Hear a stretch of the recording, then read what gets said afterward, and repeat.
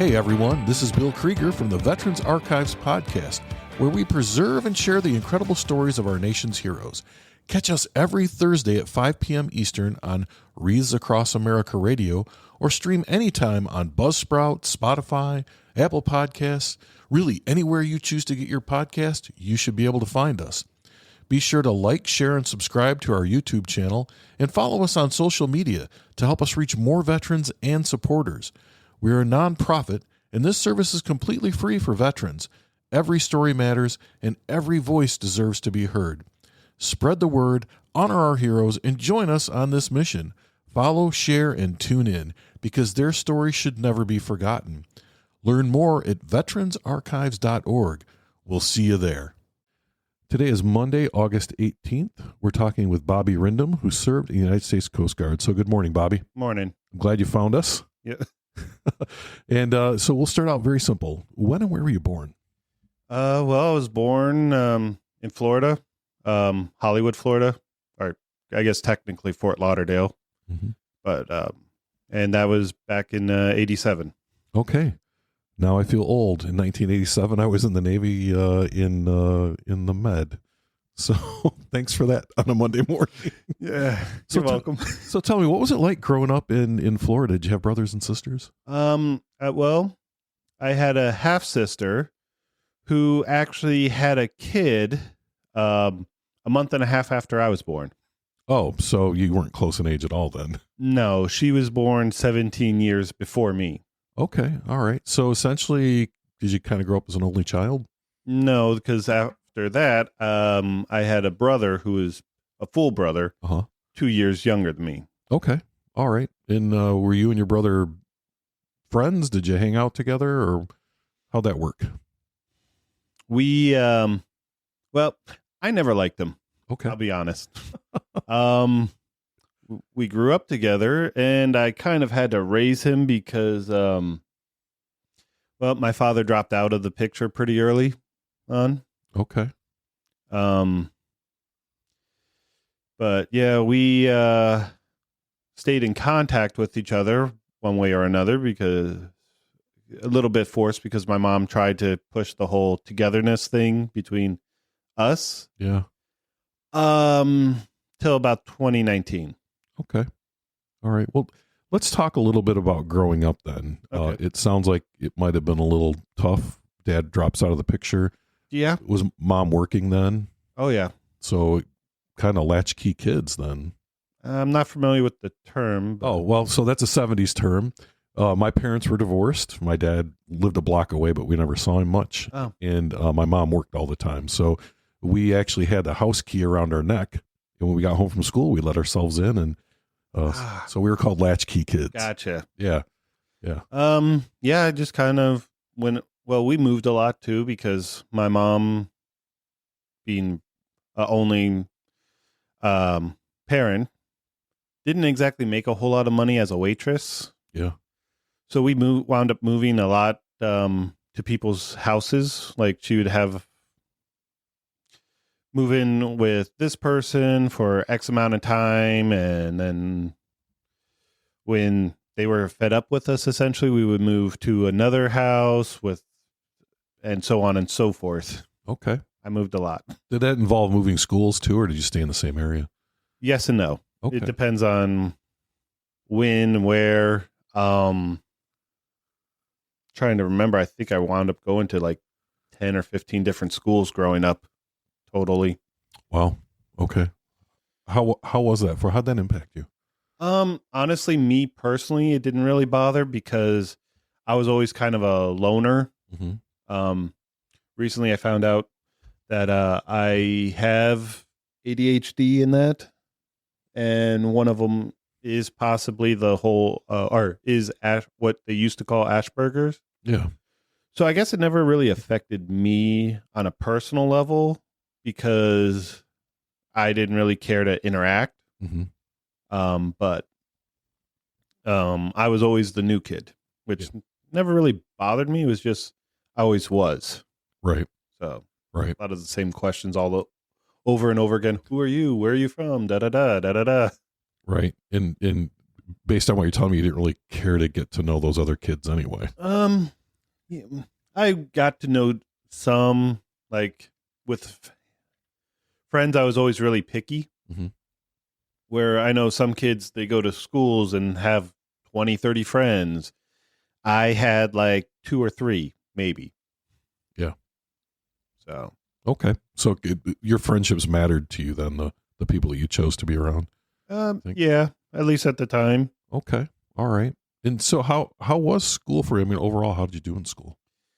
I was fairly well. I did pretty well up until 6th grade, which is I failed, I want to say English, which I found out now, again, when I got tested a few years ago, that I have dyslexia. So that didn't make anything easier.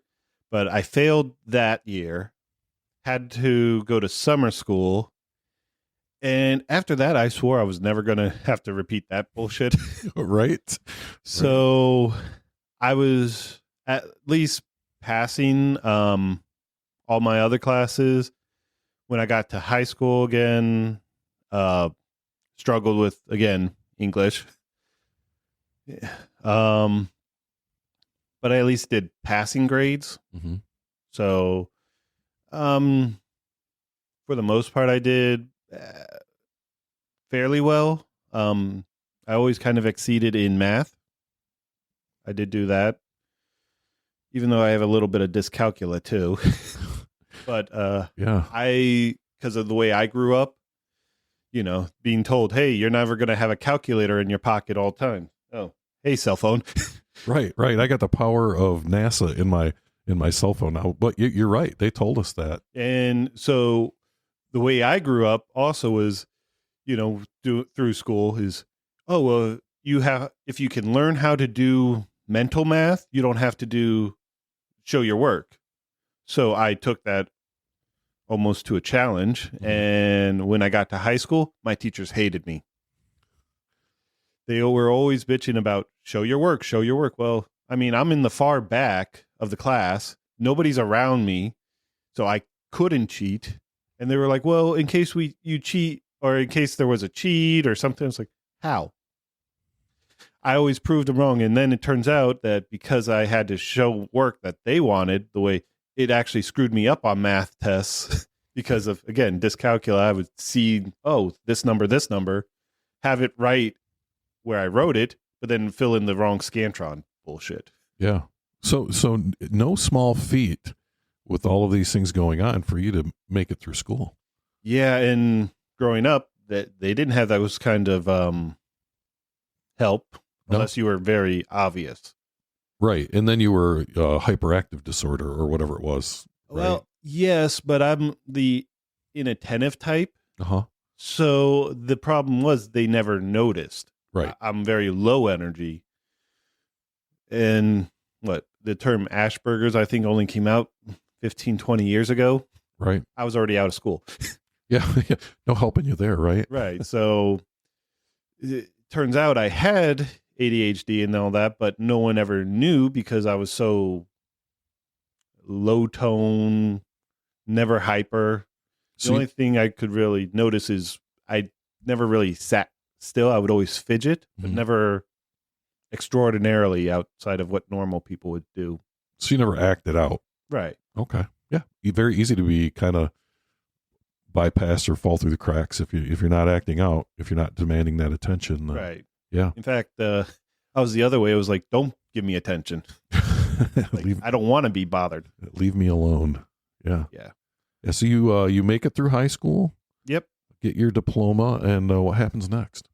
Well, actually, because I was born 10 days after the cutoff down in Florida. So I was always the old kid in class. Oh, because you would have been a young 5 then if you. Well, so the cutoff, at least when I grew up in Florida, was September 17th. Okay. I was born on the 27th. Oh, yeah. So you weren't. Yeah. And again, they cut off in September, which I found out later on when I moved to different states, and that the cutoff was like December of that year. Mm-hmm. Okay. So I missed starting kindergarten when I would have turned 5. So I basically started when I turned 6. Right. And from there, I went through school. So senior year, being 18, I had already signed up for the Coast Guard and was doing what they call the DEP program. Okay. So what made you decide to join the Coast Guard? Honestly, it was one of those, well, I was already working 40 hours a week while in high school. Yeah. I had actually started when I was 16 going into 17. Mm-hmm. So junior year, I had already gone through going to school and working, I think it was 6 days a week. Okay. I think my days off were like Wednesday. So, which obviously I had school Right. in the day. So it wasn't even really a full day off. She's just working 7 days a week, basically. Basically. Wow. That's tough. Yeah, I definitely have made the joke. Yeah, I've already done the whole 2-job thing and I wasn't even 18 yet. Right. Now they got paid for one of them. Right. Yeah. That's why, when people say, oh yeah, I would love to go back to high school. I'm like, fuck no. I don't want to relive those years.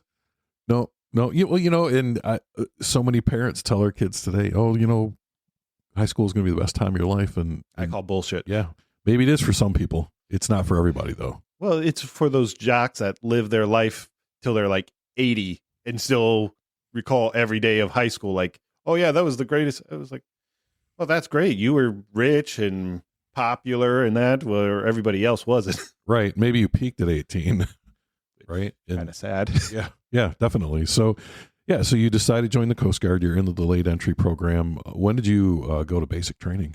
So I graduated in June of 2006. I went to basic October 3rd. Okay. And what was it like? So it's kind of like limbo, right? Did you continue working then until you actually went to basic? Yeah, pretty much. Actually, after high school, I wound up getting another job. Okay. And what were you doing?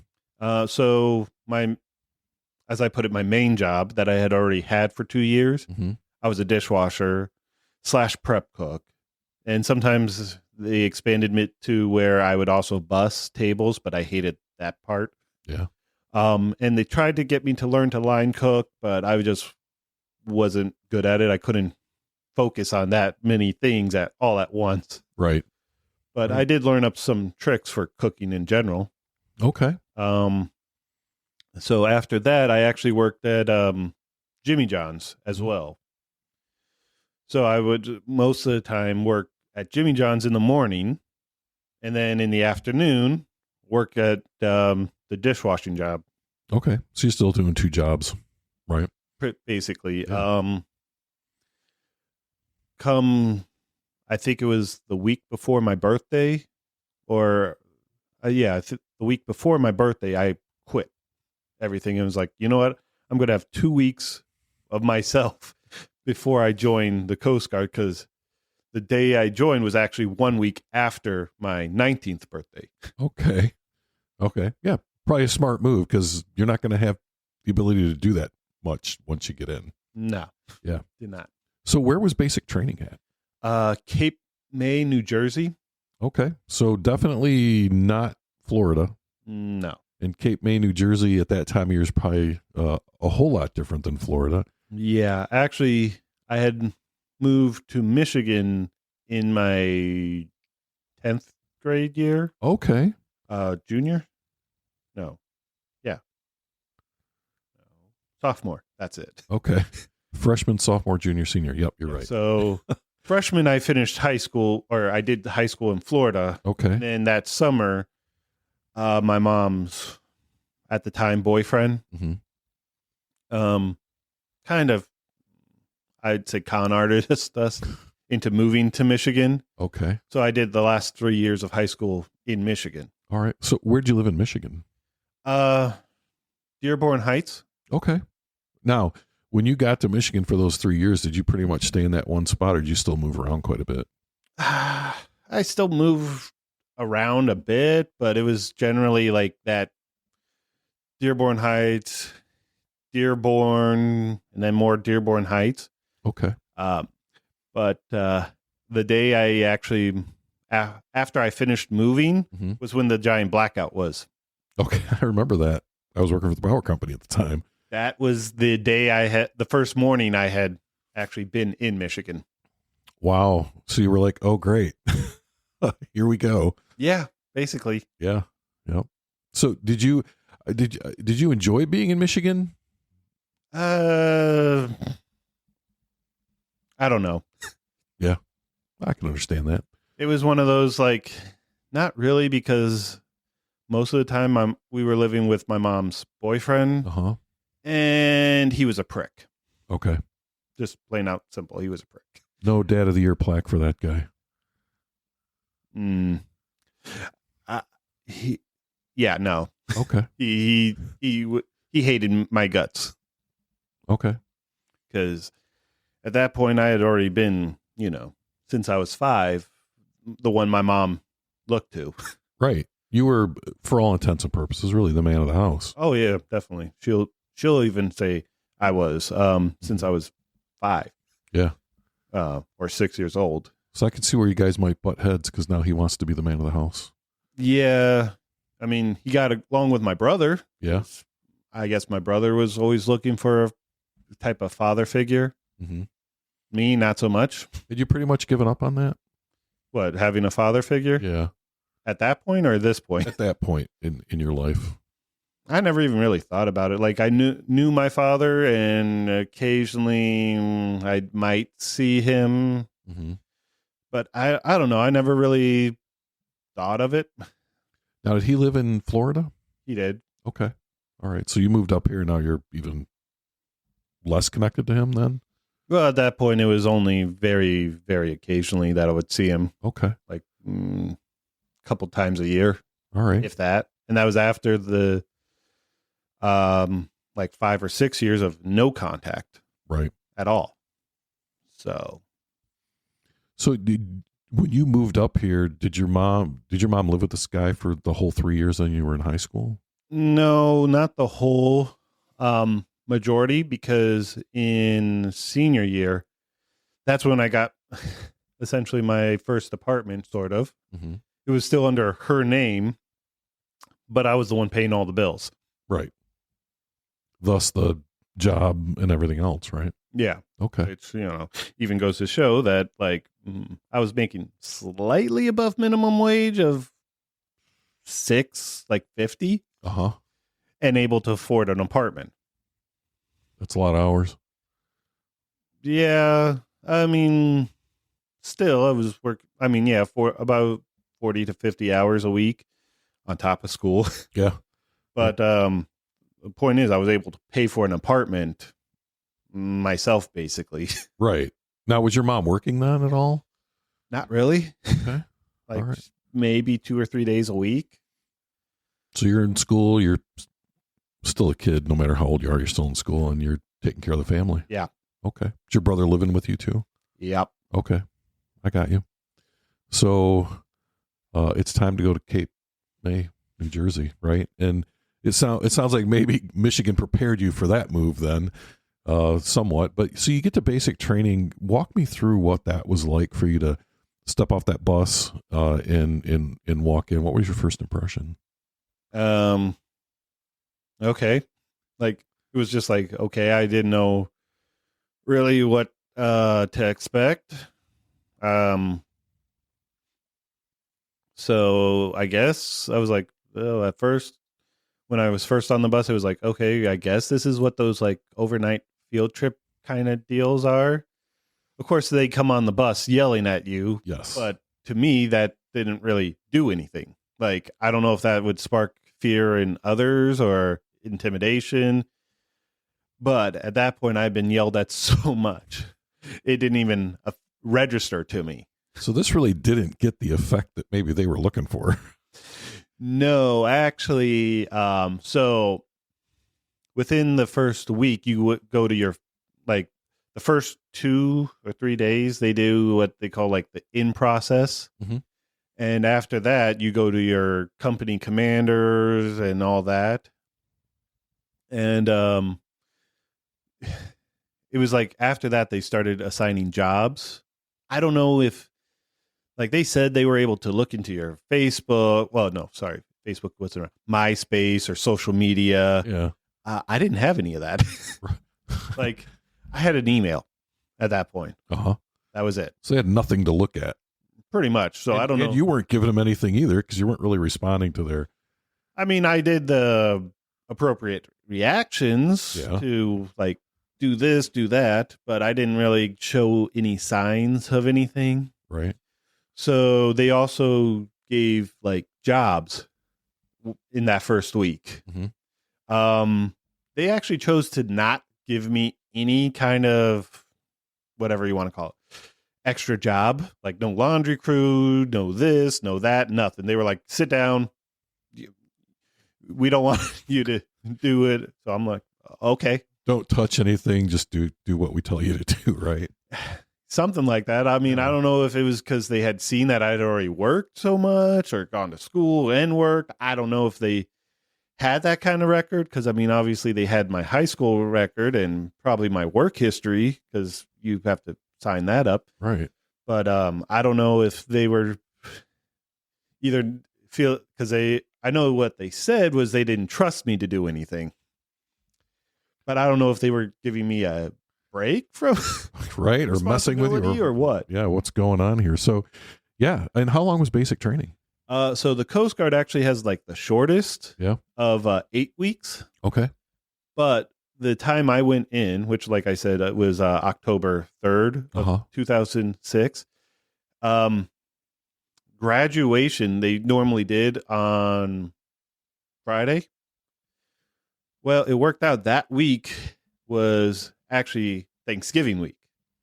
Right. So technically we only did 7 weeks or 7 in a couple of days. 7 and some change. Yeah. Yeah. Cause we got out on, I think graduation was Tuesday. And so this way we got to be home, but that also meant, you know, normally they give you, I think it's 10 days of leave time. Mm-hmm. You had to start it that Wednesday because of normally you would get to start it on that Monday following, right? But didn't get that. So okay. So did you come home then for Thanksgiving? I did. What was that like? And the reason I ask this is because my family dynamic was different, right? So coming home for the holidays was different for me, I think. So I'm just curious, like for anyone listening to this, what was it like for you to come home for the holiday? Well, my mom was still living with her boyfriend at the time. Mm-hmm. So I can't say super great in some ways, but my mom was definitely overjoyed to see me because that was one of the longest times she had ever spent apart. Right. Especially with no contact. Like, so growing up, I had usually gone to like summer with my grandparents, mm-hmm. which now, like I said, I lived in Hollywood, Florida. They lived up in Okeechobee. Okay. So it's not a short distance. It's like 6 hours by driving, but she could still call my grandma or my grandpa and get updates on a regular. And then there was a 2-year period where I lived with my paternal grandparents. Mm-hmm. But even then, she could contact us. Yeah, just pick up the phone and talk. Yeah. Where with boot camp, the first time she got to really talk to me was week 6 weekend, like one day. Mm-hmm. That was the first time you get to use the phone. They did on Liberty or on base Liberty the weekend of 6 week or week 6, and then week 7 you got to go off base Liberty. Mm-hmm. So the first time she had heard from me at all, really, other than like the letters or postcards was week 6. Okay. And you didn't have family show up at your graduation then? No. Okay. So you graduated and then you Came home. Yeah, hopped on a plane or a bus or something and came home, right? A plane. Okay. And do you think that your absence helped your mom get independent, or No. Nothing really changed then? No, because I mean, I'll be honest, she's still dependent on me. Okay. All right. I'm sure we'll talk about that as we go through this. So so you come home, the holiday's over, it's time to go back. Where do you go to after that? So after that, I had done what they call guaranteed A school.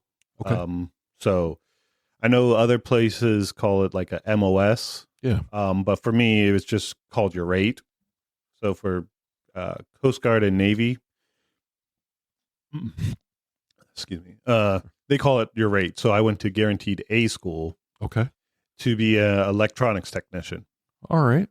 Yep. I was a fire controlman in the Navy, so we worked a lot with the ETs. Yeah. Okay. Yep. Yeah, absolutely. Now that's actually a combined rate, at least for the Coast Guard. Oh, really? Yeah. That I didn't know. Well, yeah, fire controlmen, because I think those were the ones who did electronics, but mostly worked on like the big cannons. Yep. Yeah. They combined that rate. I want to say just a few years actually before I joined. Oh, okay. Because when I got the book, it still said fire controlman as an option. Uh-huh. But the Coast Guard had combined those rates.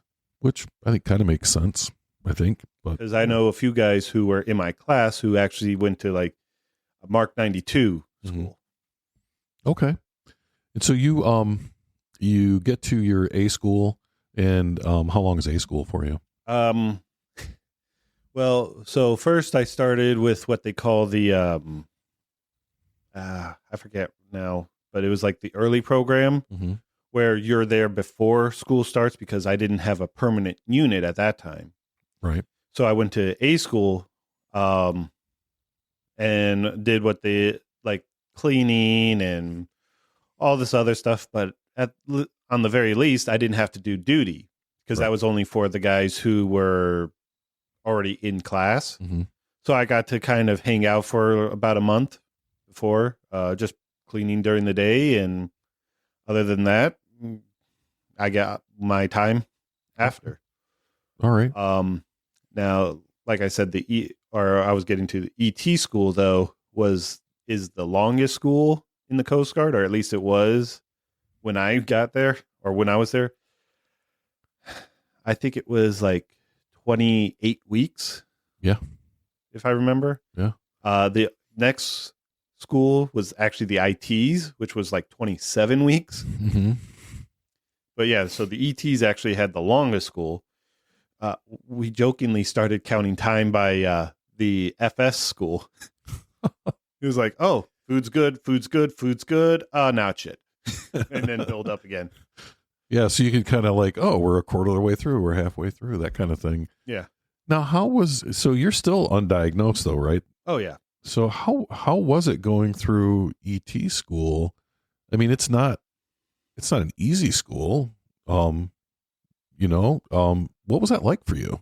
Well, I don't do well with testing, right? I'll be honest. But it was mostly math based, so I did well that way. Okay. Oh yeah, because as I recall, everything was formulas. Yeah. Because for people who haven't been in the military, who might be listening to this, when you go to a military school, you just learn your trade. You're not going to English classes and in art history or any of that garbage.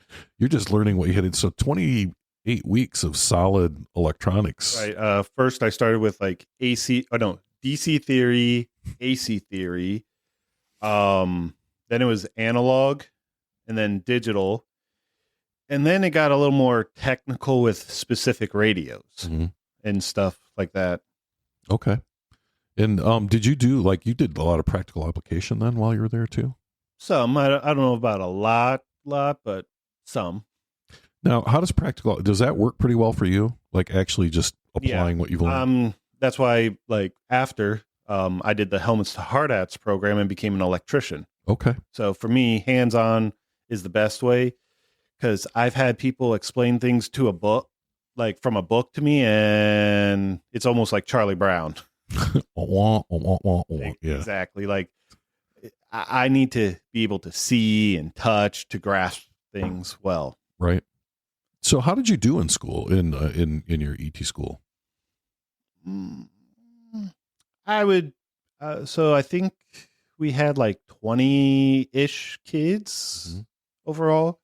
Some got moved back, some got moved to our class, but I think it was overall about 20. I was somewhere maybe in the top 10-ish, like lower of the 10, but because we had some guys who were like practically geniuses when it came to that. Right.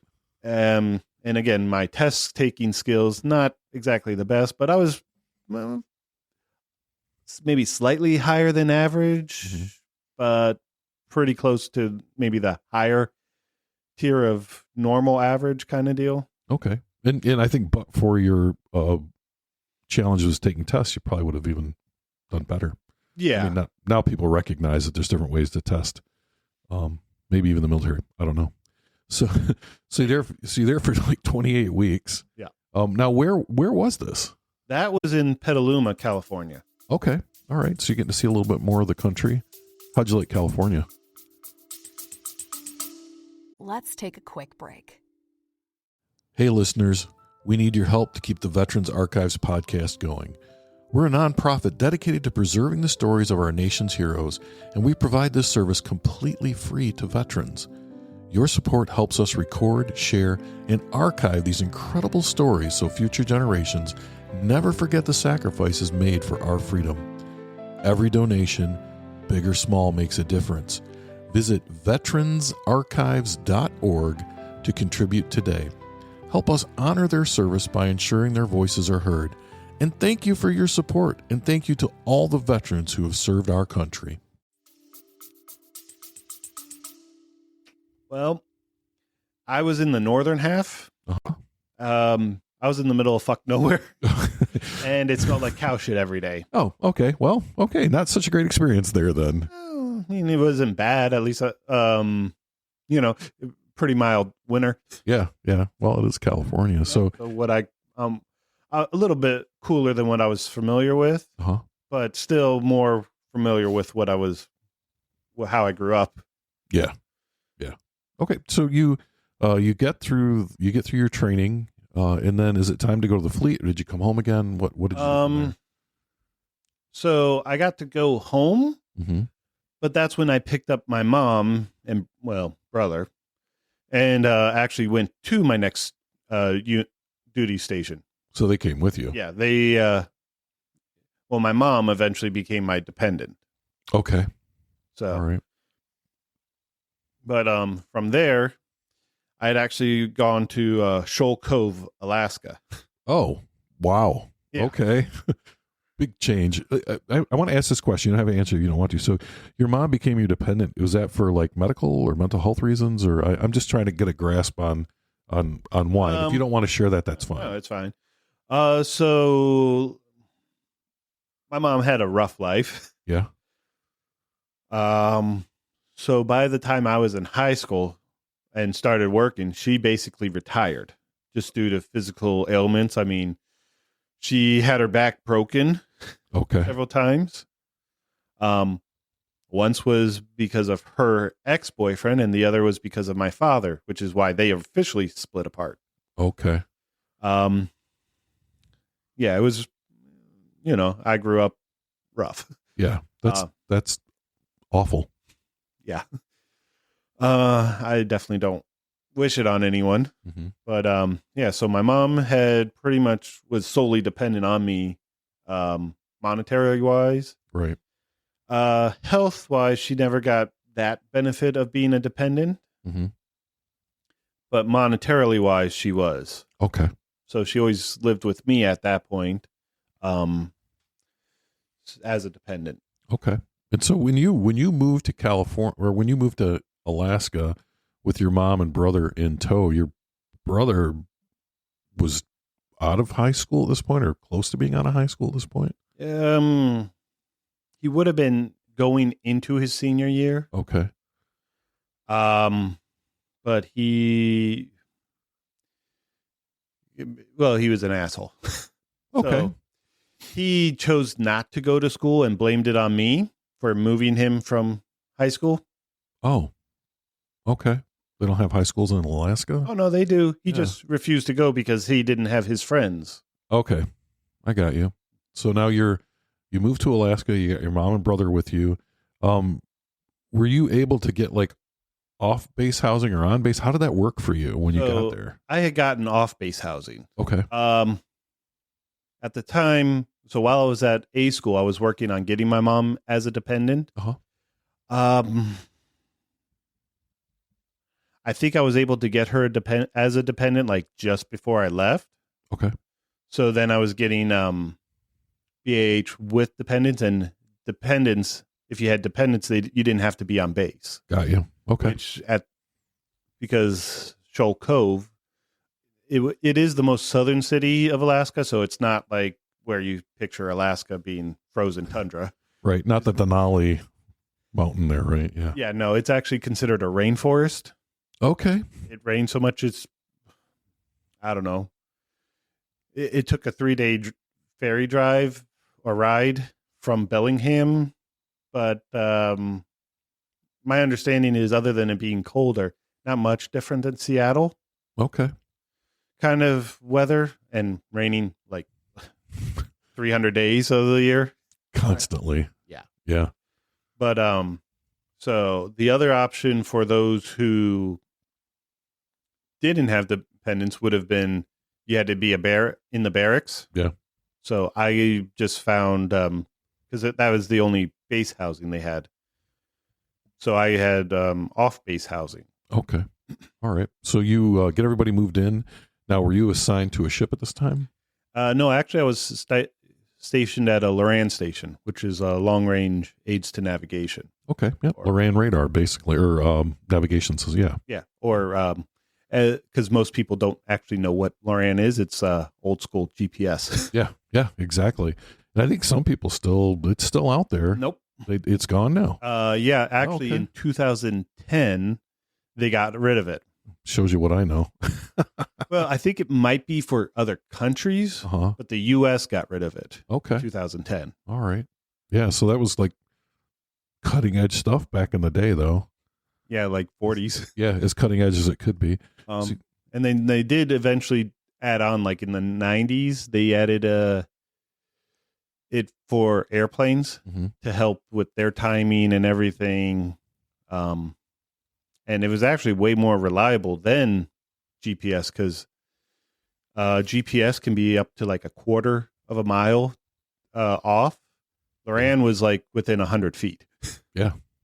So. Wow. Well, maybe that's why it took them so long to get rid of it. Who knows? Well, that, and it was like I said, in the 90s, they had actually integrated it in with flight paths and that to help air traffic controllers. Yep. All right. So, how long were you in Alaska then? For about 2 years. Okay. All right. And you did your time there, and then so where'd you go from there? From there, I went to actually another radio station, but not a Loran station. A communication station in. It was called ComStay Boston, but it was actually in Cape Cod. Okay. All right. And your mom and brother come with you there? Yeah. Off base housing again? Yes. That kind of thing. And what exactly did you do when you were there? I worked on radios from the 80s. More tubes. Okay. So I can honestly say I was probably one of the last people to actually learn Loran, 44 Bravo or FPNN 44 Bravo radio Loran state transmitter, which still used tubes. And then I went to a communication station, which also wound up using some tubes. Wow.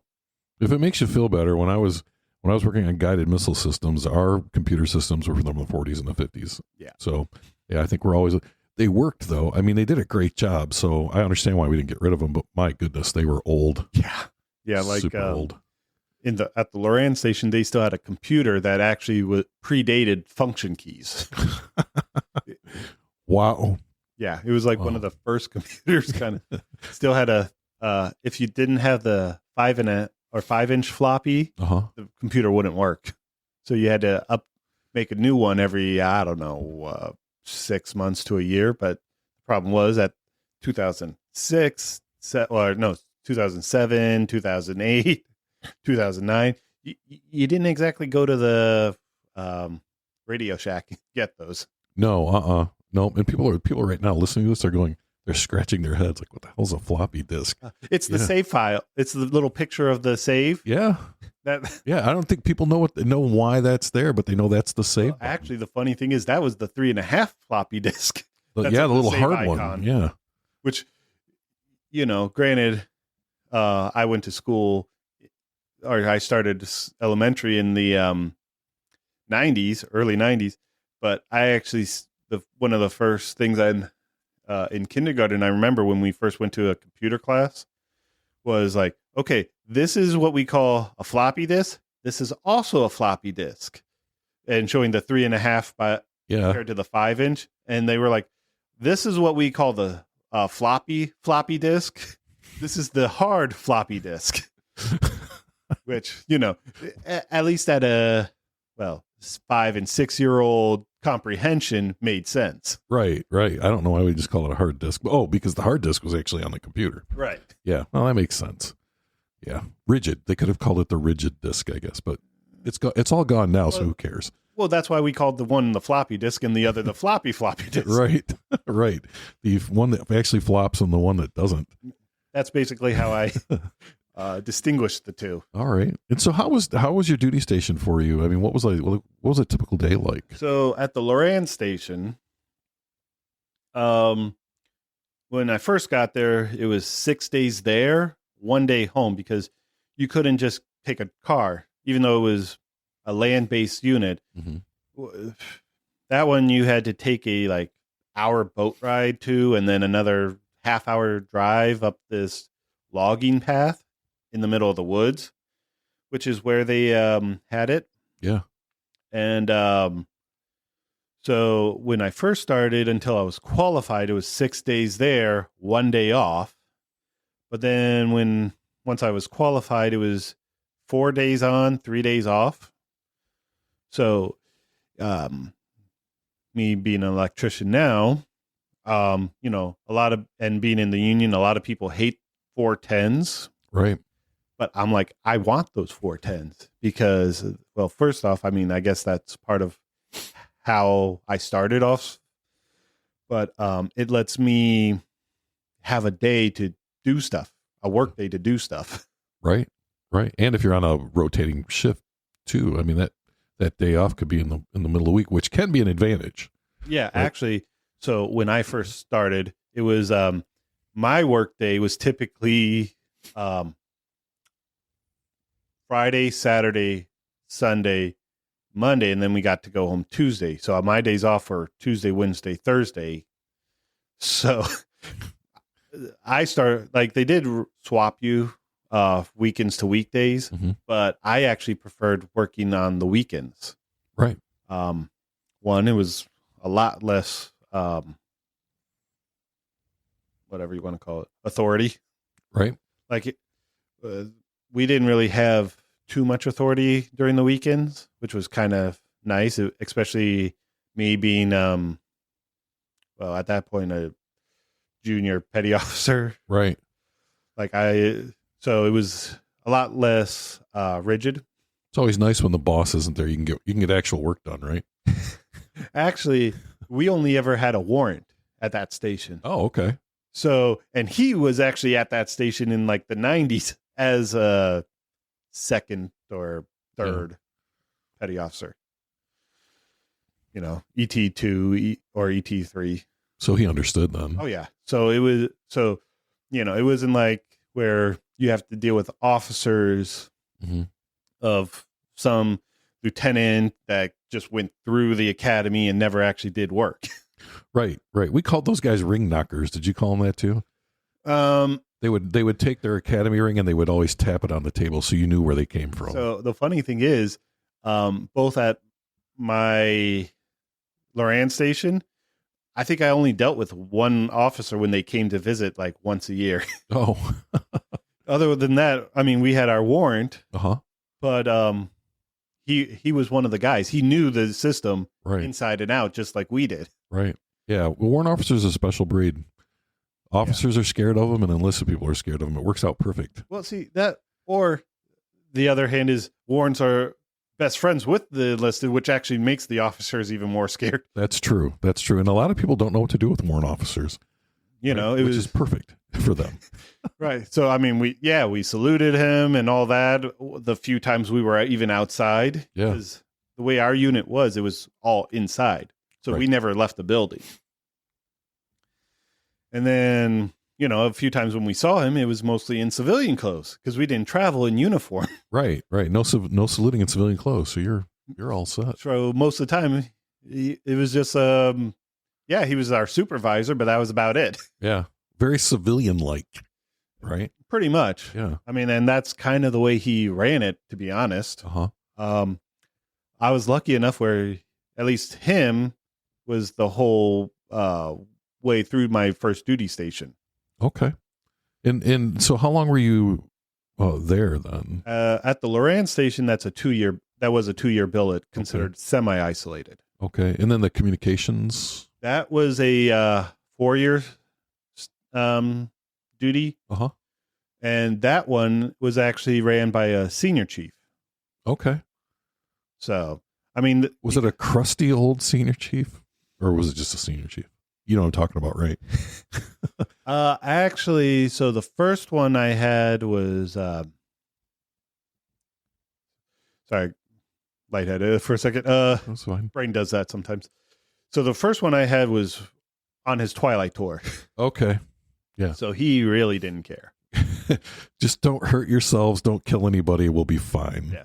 Yeah. The next one, he was still pretty cool. Like he would make jokes and everything with us because, again, mostly a site of ETs.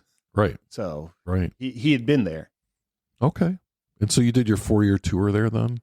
Yeah, maybe minus a few months. Okay. Because technically I was already on an extension. Okay. So when I first signed up, I had signed for 6 years. Right. So this way I could start as an E3.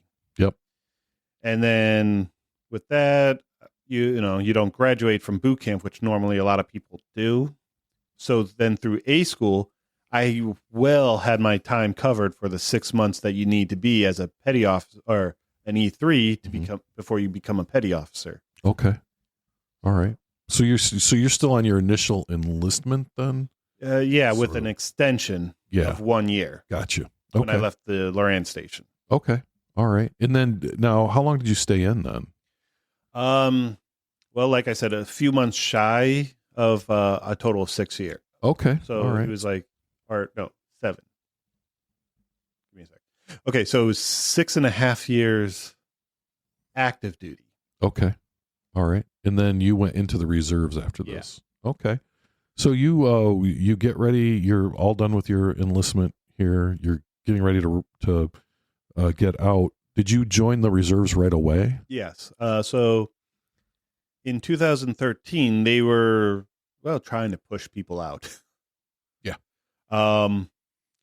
So because of my mom, her being special needs, I was like, even though I was a low priority, I was even at the ComSay, I was actually the lowest of the low priority.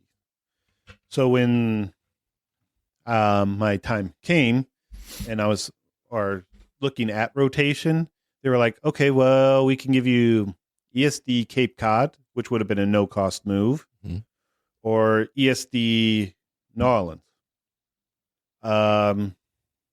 I chose Cape Cod, and then like 2 weeks maybe later, it was like, oh, actually, you're going to a boat in Washington. And I didn't want to be on that side of the country. Right. I was trying to stay either East Coast or Central. Because, well, that's where everybody I knew was. And at the time, I was married with my, now first wife. And she was also from Michigan. Now, I didn't marry her. I married her in Massachusetts. So did you meet her there in Massachusetts? Where'd you meet her? I met her online. Okay. Although she was in my high school. Yeah. So it's kind of I met her in high school, but we connected online after no communication for like 4 years. Okay. So you met online, you got married. Did you have kids? No. Okay. How long were you married? About 7 years. Okay. And so did your mom and your brother live with you during that time? Or just your mom, or how'd that work? So my mom lived with me like maybe for the first 6 months of my marriage. Okay. At that point, I had already kicked my brother out when my ex moved in with me. Okay. To Massachusetts. Okay. So you were able to have like it's just you and her. Well, and my mom. Right. Or I guess part of the relationship. But then before we got married, she was on her own. Okay. Kind of. Was she living in the area then near you? Yeah. Okay. So your mom stayed local. Yeah. Okay. All right. And so so you're married, you've got your mom that you're taking care of as well. Yeah. How was your wife with that? She was fine at the time. Okay. All right. So all this happens, you're not getting to go where you would like to go. Right. So then at that point you decided to get out. Well, I was like, so they had a thing where it was like, I would have had to re-sign up for the job in Washington. Right. And I chose to not re-enlist. So then they gave me my 30 days and out. Okay. So me kind of scrambling at that point. I wound up making some calls, found out about the helmets to hard hats program. But I had called around anyways, and I was like, well, all the stuff I had worked on as an electronics technician was 20 to 30 years old. Right. And outdated. So I figured, you know what? I'm not too far from an electrician. I could go do that because electricians are always pretty much in demand. So this is something people don't understand, right? So I may have worked on electronics. Yeah. Right. Like you did. But all of the basic electronics and electricity are the same across the board. Right. You're doing like some of the calculations you have to do, Ohm's law, Watt's law, all of that stuff. It's the same whether you're applying it to wiring a home or whether you're applying it to electronics. Right. So you have the basics. The funny thing is, so when I started working in the union getting to your point will be a second, but so after my 30 days and out, I called IBEW, tried to figure out how that worked. And they were like, oh yeah, we have a backlog. You wouldn't be able to get in until next year. Well, then I specifically called the Helmets to Hard Hats program, and they gave me the same number. Right. And I'm like, well, and he's like, oh, why didn't you tell me you were military? We can get you in this fall. It was March at the time. Okay. Or end of March. Okay. Or middle of March. I hadn't been out yet, but I got out at the end of March. So it was like September. It's not too far. This is like 2013, 2014 then? 2013. Okay. I'm just want to keep the timeline. So with that, because originally they said I wouldn't be able to get in until 2014. Got you. But because of the fact that I was military, they could get me in that fall of 2013 in September. Okay. So after that, I got out and joined the reserves the following day because, we got out of active duty. I didn't have to go through any program other than signing a paper, right? Just like I would have for re-enlistment, except for reserves now. Right. So that made it easy on that behalf because I did it within the 48 hours.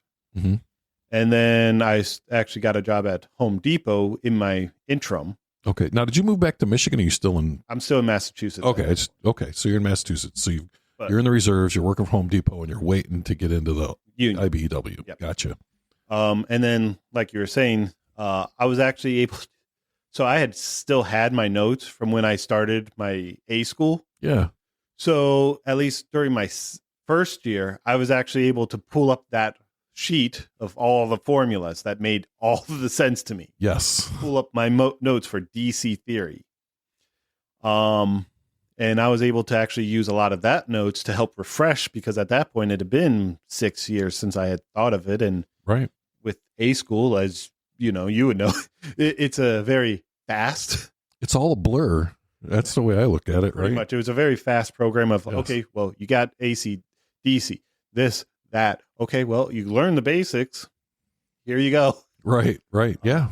Yeah. So when I was in, when I started the union, it's a much slower process. Mhm. Still pretty fast, but slower.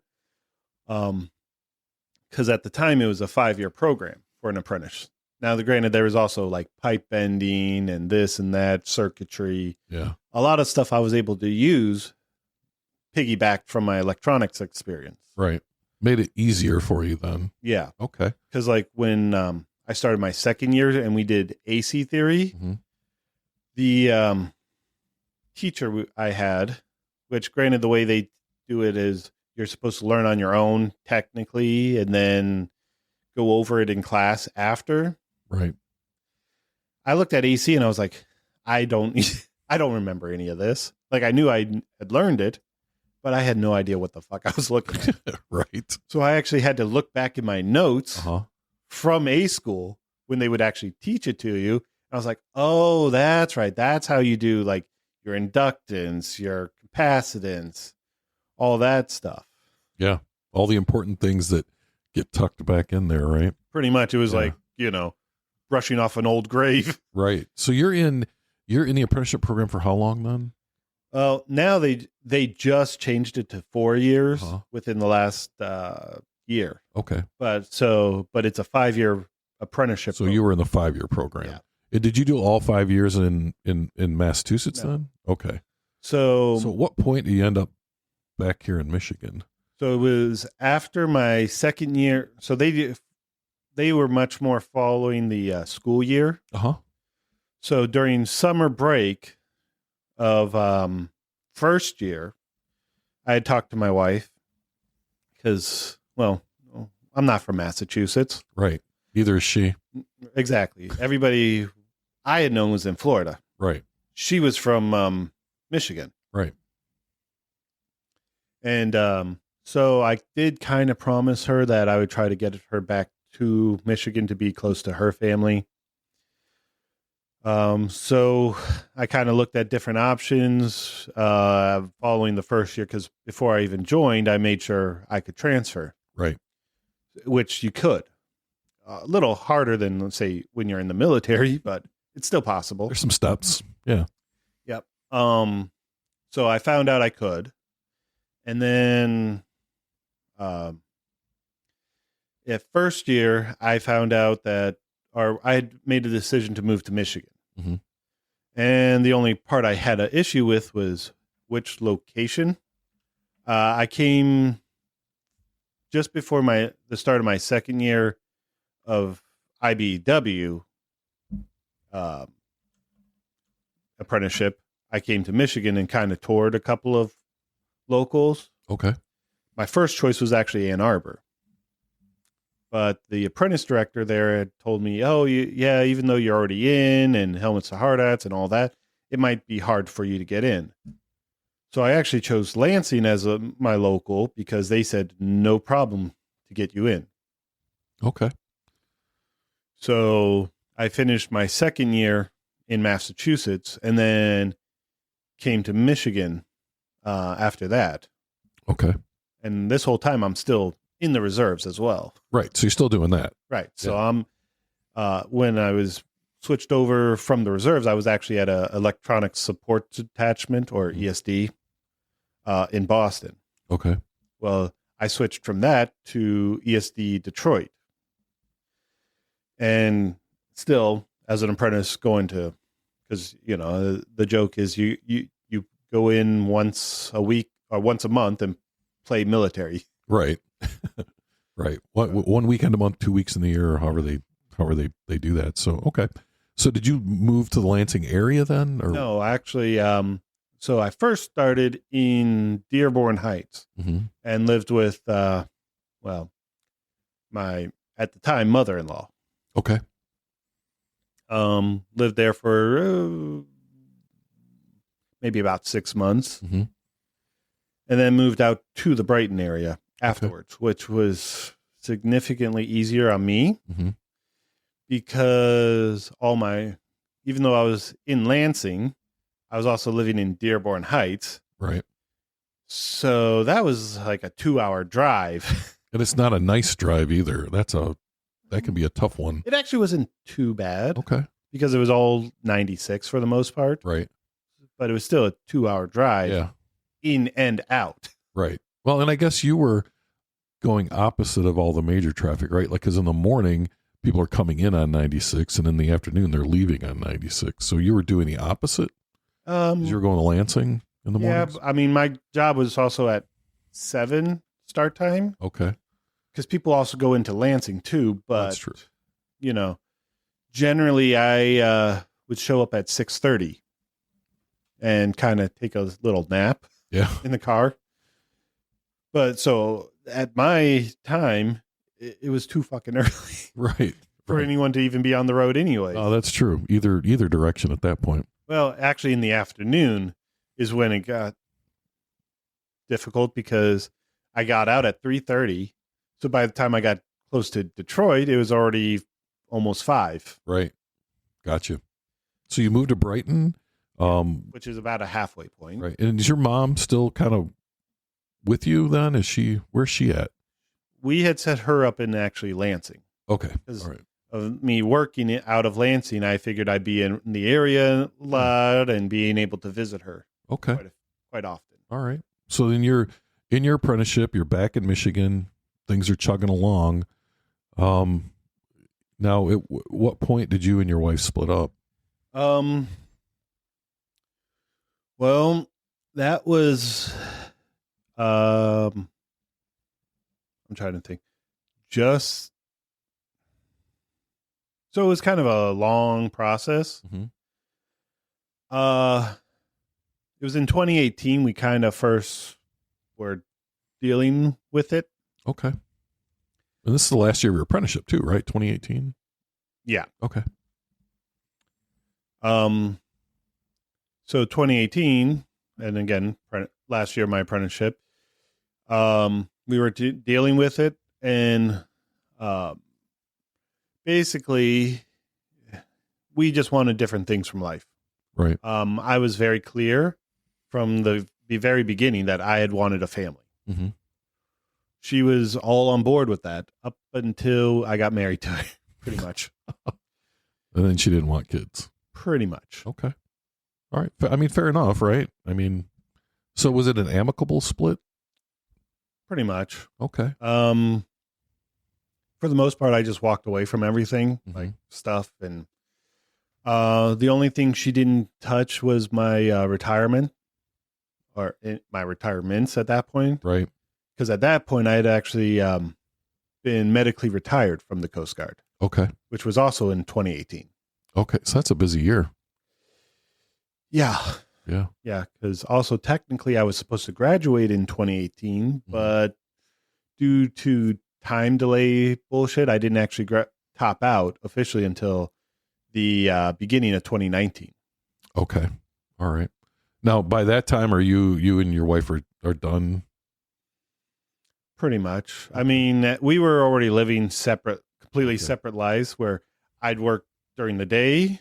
She made it where she worked at night. Okay. And so we never practically saw each other. And to be honest, I don't think she ever wanted to work it out.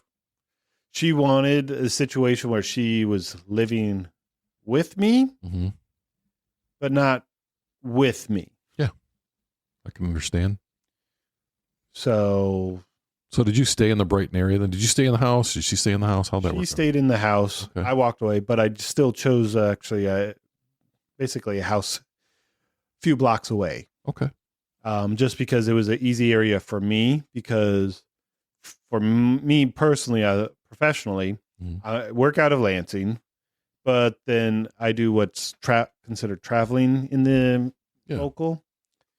And I have Ann Arbor, Flint, Detroit. If I really want to push it, Saginaw and Toledo. Oh, so Brighton's not a bad spot. No, it's like the mesh point of everything. Right. You're right. If you were to triangulate all those cities, it'd probably be right there. Brighton is the middle, right? Pretty much. Actually, it's where several of those cities combine. Right. Where the jurisdictions meet. Okay. So for me, it made sense to stay that area because I don't want to drive more than really half an hour to work. But I'll go as far as like an hour and 15 so anywhere from a half hour to hour 15 is my kind of okay spot for working. Okay. All right. And so you're remarried, right? Yes. Okay. Well, what happened there? Well, so 2019, we had already been, as far as I'm concerned, split. Yeah. That was like March, although the divorce hadn't gone through finally. I actually met my, now wife in 2019 as well. Just before I had officially gotten divorced. Right. Now there was, let's be clear. She is not the cause of this divorce. It's just the timing. I didn't meet her until August. Yeah. About 2 weeks before my divorce. Yeah. Was actually signed in. Actually that year or the year before, there was a new divorce in Michigan that was like, it doesn't involve necessarily as many lawyers. A very clean and easy break as long as everybody agrees to everything. Right. And instead of like the long drawn out process that people are familiar with divorce, that was the first like year that they made this new one. Whereas if you are pretty much amicable and everything, it's a pretty much just easy sign. Yeah, you fill in the blanks as to who gets what. Everybody signs it and you're done. Pretty much. Yeah. Okay. So you got done with that. So how did you meet your current wife? Online. Okay. Yeah. It's funny because you say that and people listening to it don't see your face, but a lot of people, so I know people who have been married for 20, almost 30 years that met somehow online. It's not the stigma that it used to be. You know what I mean? Like a lot of people will be like, oh my God, they met online. That's going to crash and burn. But that's not so anymore. I don't believe anyway. So was she a local girl? Kind of. Okay.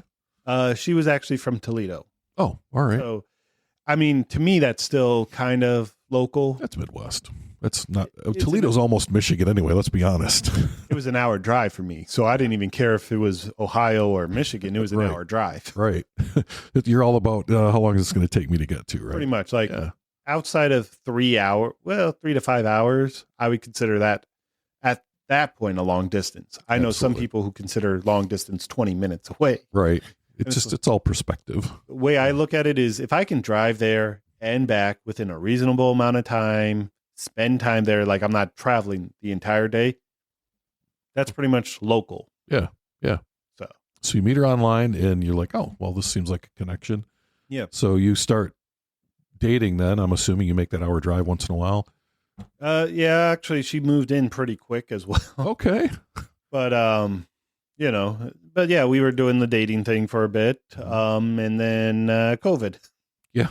Okay. Folks, if you're listening to this 100 years from now, if you listen to any story that happened between 2018 and 2021, at some point someone's going to say, and then COVID happened. Although, the same thing could have been said 100 years before that with the Spanish flu. Exactly. Actually, if you look back, every 100 years, there's a pandemic anyways. Yes, exactly. So, yeah. So if anyone's listening to this and you're like, what's COVID? Do your research. And, the funny thing is I found out during COVID, like everybody was so against masks. Yeah. Like so heavily against it.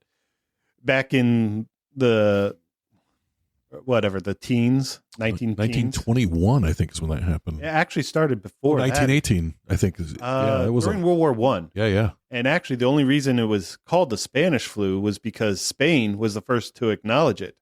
People Okay. were already dying in the trenches for like 2 years. Right. So it was really like 1916 when it started.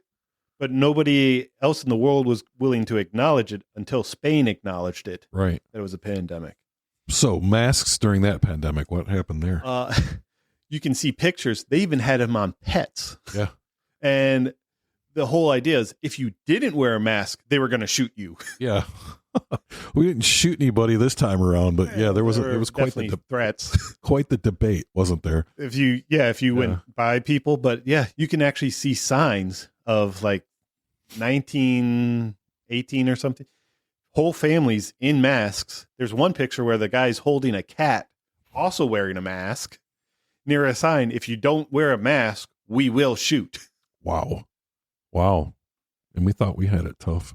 Well, it just goes to show you the different mentality. Right. People were so aware of what viruses could do 100 years ago, and then you get people now, it's like, well, it's fake. It's all done by the government. And it's like, masks are fake. It's like, not really. Well, we have the internet to tell us how to live our lives, so we're good, right?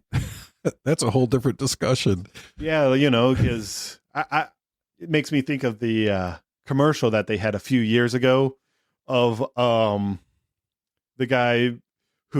woman who would meet the guy on the street and be like, oh yeah, I'm dating this fashion model from France, and he was just like some fat bearded dude, lived in his mom's basement.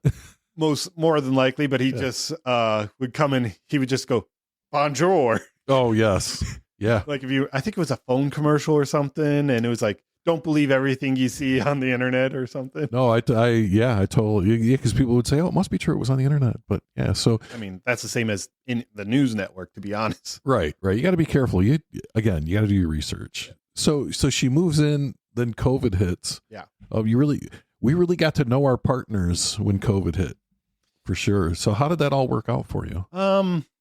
It went all right for a while. Mm-hmm. At that time, I was also trying to figure out more of the VA stuff. Yeah.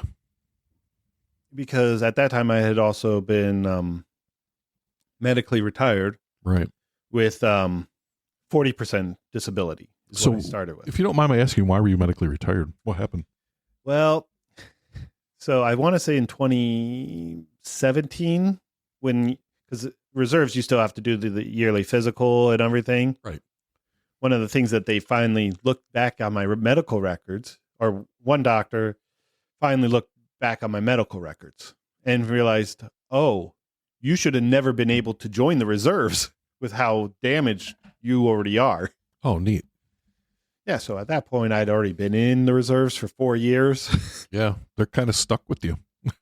Well, they were like, oh, you shouldn't have been able to join. So at that point, it was all a process of basically dismissal. Right. But they had to figure out. So I was what they considered a very rare case of, I was retired from reserves, but as an active duty, or considered from active duty. Right. Because like they had this whole list of my medical. I mean, I think before I even joined the reserves, it was probably about 2 to 3 inches thick, my medical record. And that was after they had tossed things, because I think in 2012 or 10, somewhere between 10 and 12, they took out like half of my medical record. Oh, of the way they were condensing it now. Oh yeah. And not putting not worried about, they were omitting things that didn't need to be in there. Right. My record was still like 2 to 3 inches thick. Okay. So they determine that, and then they medically retire you at 40%. Yeah. But that's 40% isn't necessarily what your pay is, right? Like there's some kind of weird thing when you military math. Yes, it's military math. So during COVID, you start working through the VA system then, because you're entitled to certain benefits Right. as a result of your service. And Yeah, so, and not to mention, also during that time, I was actually being really heavily taxed. Yeah. Because I was getting it specifically from the Coast Guard. right, Even though I'm well before retirement age, I was getting really, really heavily taxed right, on that whatever percentage check I was getting. right, right. So it's time to start figuring that out. So you, are you done figuring it out? Like, have they got you set yet? No, I'm still working on it. Okay. But Just curious. for those who are wondering, like, military math does not work the way math works. Right. Like, I'm at 90% disability now. But if you actually add up the percentages, I'm somewhere like 150%. You and me both, brother. I'm at 80%, but I've got 50 with this and 40 with this and 10 with that and 10 with that. It adds up to more than 100, but Right. But the way military math works is they'll take, like the best way I was described is a pie. Mhm. And let's just say your biggest percentages, we'll just say easy numbers, 50%. So now you're half able. So 50% able. Well, now you have another 20%. Well, they're going to take that 20% from that 50% able. And then it just keeps going from that. They don't do, okay, well, your 20% plus 50% should make 70. No, they do 20% from the 50% that you're able, then 10% from what's left, and Right. so on and so on and so on. right. It's, my brain hurts every time I try and figure it out. It's basically to the point where, if you remember the old Disney cartoon of when they had one slice of bread to split between the three of them, Yeah. they're like slicing it, and it's like literally actually transparent thing. Right. Right. I know exactly what you're talking about. So you're going through that. She's moved in with you. When did you actually get married then? Actually, earlier this year. Okay. All right. So you've been together for a while before deciding to get married. Yeah, I mean, there was a little bit of where she left as well. She had a break in service. Yeah. Yeah. But she kept essentially coming back because she knew, I'm somebody who she can rely on, somebody who she trusts, who she feels comfortable with. Right. Maybe she loves you, that kind of thing. Yeah. Yeah. Definitely feelings towards it. Yeah. So yeah. Any kids yet? No. Okay. No. Unless you count cat and dog. Oh, well, for some people that does count. Yeah. I mean, I definitely. So the way, like, I know some people don't distinguish the difference. Mhm. I do, but also they are, as I like to joke, the children's.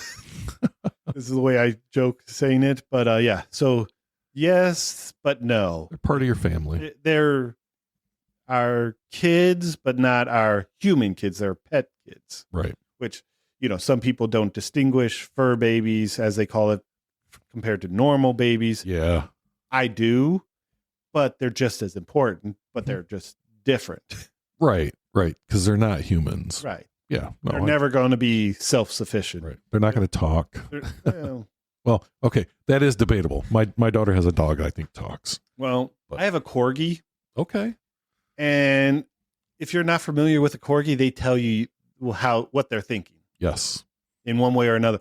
What they are saying, I don't know, but they will tell you nonstop.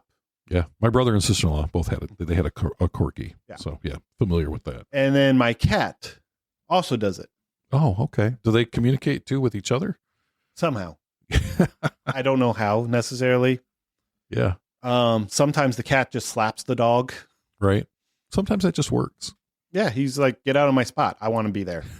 Even though the cat, you will usually want that specific spot on the couch. Right. Even though the couch is big enough. I mean, they're a cat and a corgi. I mean, it's not like they're huge. Right. The corgi's only about 1.5 times bigger than the cat. They can share a couch cushion, Right. let alone separate. But no, he wants that spot in particular, so he'll slap the dog while he's sleeping Uh-huh. to knock him out, make him get up and leave. As with children. Right. You're out of the service. You're working on your stuff with the VA. You're married now. Yep. Things are kind of chugging along. You've topped out. You're a journeyman electrician then? Yes. Okay. So you're doing that. And is your mom still living in Lansing? No, she actually just moved to Florida Okay. about 2 months ago. Okay. Still keeping tabs on her though, making sure things are going well. I'm still supporting her Yeah. from Yeah. across the country. Wow. Okay. Well, good on you though. I mean, I don't know. Some family members might just walk away from that, but you didn't. Yeah, no. I've always kind of felt a little bit of an obligation to take care of her. Yeah. Well, she's your mom. Yeah. But she did have a hard life, and it sounds like maybe you're kind of breaking that that mold too. I mean, you're successful. You take care of yourself. You can take care of your family. And now, are you still thinking of children? Yeah. I mean, I know I'm a little on the older side at this point. Well, I'll be 38 next month. Well, I went to OCS when I was 38, so you're never too old. Well, at some point you are too old. Don't get me wrong. Yeah. But my cousin actually, him and his wife just had a baby, and he is, I want to say, 62. So I don't think I want kids when I'm that old, but to each his own. Actually, one of the guys I knew when I was active duty, his father, when he was born, was 70. Wow. Yeah, I can't even imagine. I mean, and his mom, I mean, just the dynamic alone, it's like, so your mom was probably like in her 20s or 30s, and your dad's 70. Yeah, that's a whole podcast all in its own right there, brother. Yeah. So, I mean, it sounds like things are going well for you. As we kind of wrap up the conversation, really two questions. Okay. First question is there anything we haven't covered that you wanted to talk about? I mean, not too much that I can think of. Okay. All right. The second question is a little tougher, but I ask everyone this. Okay. People will be listening to this years and years and years from now, after you and I are both gone. Yeah. What message would you like to leave with people? What would you like them to take away from this? Well, I would say definitely always think through things logically, know your sources, find out as much information as you can on things. Don't always take things for face value. Like, I grew up a very hard life. I was very much exposed to everything, and I think that helped me learn to live life without just being blindly accepting everything. Mm-hmm. My wife, she's 10 years younger than me, so she didn't grow up as exposed to everything. So I'm showing her things, and then there's the whole, like, how we'll just say COVID, you found out a lot of people, had a lot more exposure to things these days than they did, say, 20, 30 years ago, right? Because everybody has a voice on the internet. But, things I'm still learning with my own family, because I'm dealing with my mom, and my mom's dealing with her sister, who will say, oh, yeah, this and this and this and this. It's like, yeah, no, actually, if you look into things, life isn't any necessarily, crime isn't worse than what it was 30 years ago, per se. It's just now more well-known. Things are more well-known. So learn to find out your facts. Do your own research. Don't take everything so blindly, because, yeah, I could tell you, I'm some sort of millionaire rolling in the bank, and I know the next 20-year profit or whatever. I mean, right. I like history, so I can't tell you how many times I've heard of profits. Right. Knowing everything, what's going to happen. Well, I mean, look at Haley's Comet. You don't see those guys, the Haley Bop guys that killed themselves. Those guys, yeah. And you know what? You look into it more. That happens every like 20, 30 years of some guy who knows what's going to happen. Right. Well, nobody knows what's going to happen, but you can take things from what you learn. Mm-hmm. and, do your own research. Cause I don't know how people these days still think the earth is flat. 10,000 years ago, we knew it was round. And that's actually how a lot of obelisks were designed, is for the time. Otherwise than that, look at the first clocks, the sundial. Right. We wouldn't have been able to use a sundial if the earth was flat. But now you have people who are convinced the earth is flat. You have anti-vaxxers who, I understand some people who want to, say, deviate from your normal vaccinations schedule. Like me, I actually got sick a lot as a kid, and my kids, I imagine, would probably do the same. So I'm not going to not vaccinate them, but maybe less vaccinations, especially like, as I put it, and I'm sure you did the same when you went to boot camp, go through the gauntlet where you line up in a row and two people on each side are just shoot you. You take a step forward, shoot in the arm, take another step forward, shoot in the arm. Yeah. I was sick from that. Yeah. I was sick for days after that. Now they do something called the concrete mixer, from what I've heard, where they just put it in one big shot. Oh, ugh. And I couldn't do that. Yeah. But at the same time, I'm not going to not vaccinate. I'm going to let things go through my system. Right. So, these things have been around a long time. Don't get caught because one person had a bad reaction and now that's not the rule for the whole world. Right. Yeah. Use your brain, do your research, that kind of thing. Yeah. Basically, like, learn. Don't just take everything for value. Learn from a lot of things. And, one thing I will say is I'm not a very smart guy, but I'm very wise because I learn from everybody else's mistakes to not make the same mistake or try to avoid them. Yeah. So, all right. Well, thanks for that. And, Bobby, thanks for coming out this morning and spending some time with me. And I really appreciate it. Yeah, no problem. That's a wrap for this episode of the Veterans Archives podcast. We truly appreciate you taking the time to listen and honor the incredible stories of our nation's heroes. Don't forget, you can catch us every Thursday at 5 p.m. Eastern on Wreaths Across America Radio, or stream past episodes anytime on Buzzsprout, Spotify, Apple Podcasts, and as I've said before, any place you can find a podcast, you can find the Veterans Archives podcast. If you enjoyed this episode, please take a moment to like, subscribe, and share our content on YouTube and Facebook and TikTok and Instagram and across all social media. Every share helps us reach more people and preserve more stories. The Veterans Archives podcast is a nonprofit initiative, and our mission is simple: to give veterans a voice and ensure their stories are never forgotten. This service is completely free for veterans because their sacrifices deserve to be recognized and remembered. You want to help? Follow us, spread the word, and if you know a veteran with a story to tell, send them our way. Visit us at veteransarchives.org to learn more about how you can get involved. Thanks again for tuning in, and most importantly, thank you to all the veterans and their families for their service and sacrifice.